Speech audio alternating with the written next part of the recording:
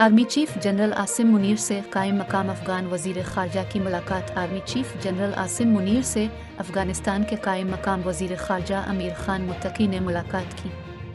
ISPR के मुताबिक general head quarter GHQ Rawalpindi में होने वाली मुलाकात के दौरान इलाकाई सलामती, बॉर्डर मैनेजमेंट और बाहमी दिलचस्पी के उमूर पर तबादला ख्याल किया गया, जबकि मौजूदा सिक्योरिटी माहौल में बेहतरी के लिए मैकेनिज़्म बेहतर बनाने पर भी गुफ्तगू हुई। पाक फ़ौज के सरबराह और कायम मकाम अफगान वज़ीर ख़ारजा ने दो तरफ़ा ताल्लुकात की मजबूती और मुश्तरका मसाइल के हल के लिए राब्ते बरकरार रखने पर इत्तेफाक किया। Army chief general Asim Munir ने मुस्तहकम, पुरअमन और खुशहाल अफगानिस्तान के लिए पाकिस्तान के अज़्म का आदा भी किया।